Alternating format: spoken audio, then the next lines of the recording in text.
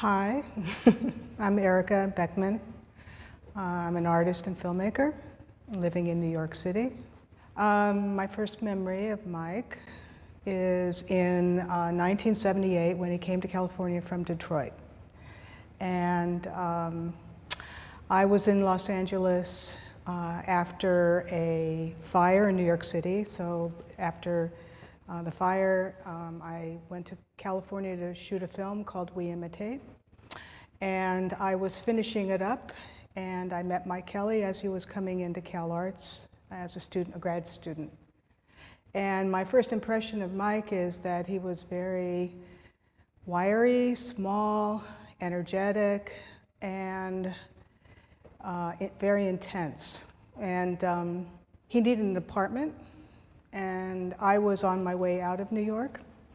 And so I said, if you stay with my friend in an apartment in the back, then when I leave the apartment that I'm occupying, you can take it over for your studio and your time in LA. The apartment that I occupied that Mike moved into is, I can't remember the address, but it's North Ardmore Street in East Hollywood. And he set up this almost like a little monk's bedroom with a platform bed, one lamp, one desk, one mat on the floor, just nothing, just like a little monk's bedroom. And that's my impression. Like, how does somebody who makes art have such a minimal footprint? Well, I was a student at Cal Arts. I graduated in '76, and I remained bicoastal for about 3 years after that. And during that time, I would go wherever I could find money or assistance in shooting films, and so I was back and forth from New York to LA. So basically the Ardmore apartment became this place that was like the first compound, Kelley compound. So Osler and Kelley lived in Ardmore with a bunch of other people that traveled to Cal Arts, and so they had a little community. '79, I returned to California because I was shooting, I had access to Super 8 equipment because I was shooting animation for children in Glendale Public Schools. And so I had a studio, I had animation equipment, I had Super 8. So I also had the home of the Phillips collection at my disposal. They asked me to house it. And so I took the opportunity to make a film on the side of the Phillips home. And by that point, Mike Kelley and I had been I had seen some of Mike Kelley's performances at Cal Arts, and I really liked the way he moved. I liked his gestures. I thought he was a tremendous silent film kind of actor. And we had a number of exchanges that were about our work, and we were very aligned in terms of the kinds of ideas we had about performance and performing specifically for film or video. And so I asked him to be in my film.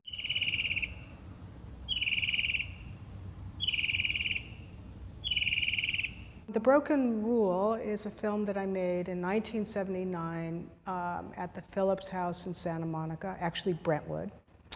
And it's the second film in a series that I was doing using the work of Jean Piaget as kind of a basis, a kind of poetic transcription of his ideas of learning. I chose Mike because of his performance skill. He participated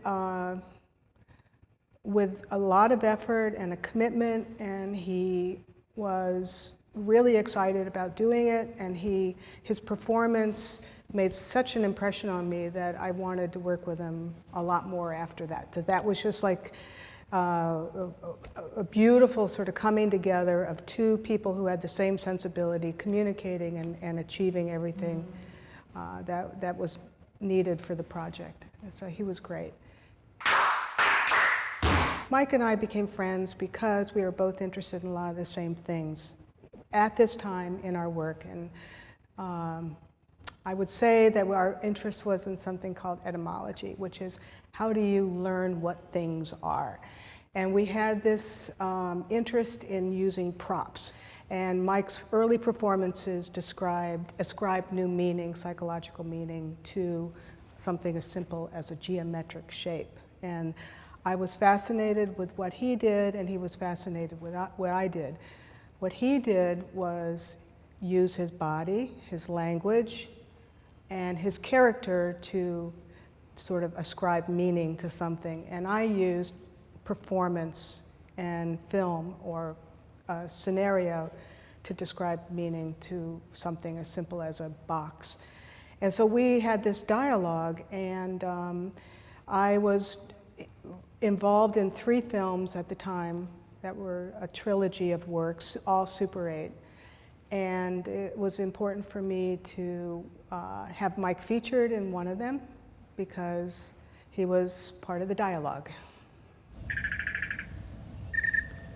I actually made the ending for Mike based on his performance, meaning I conceptualized the film ending just for Mike and really worked on the concept of the film for his character. The very final thing is a kind of chant question that says, if everybody does it, will it become a real rule or not? And Mike is the pivotal kind of point at the end of the film, whether or not he's assimilated into a social group or whether he stands isolated and outside. And so the film is a process, showing the process of somebody trying really hard to be assimilated, breaking off, finding his own voice, and becoming a kind of symbol of that. If everybody does it, if everybody does it. The Broken Rule featured a lot of my friends at the time and people at CalArts that were kind of forming around Mike. So Kirby Dick, who's a documentary filmmaker, was in it. Matt Mullican's brother, Jim Iserman, James Casebeer, James Welling, and Jim Shaw was on the site but not featured in the film.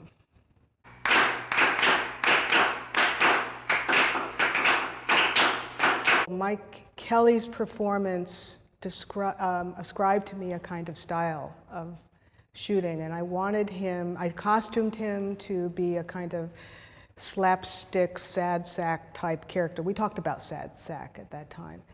And I wanted him to stand apart from other people, so I made sure that the other actors or other characters just performed naturally all these sports.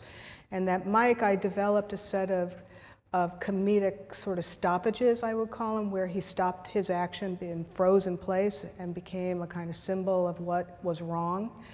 And the performance that he does in the film is his performance. It's him actually, it's our dialogue. We understood what it meant to go from motion to still, to become a static image, to freeze frame. And these are moments that he wanted to do, and that's his styling in a sense of how he would do that.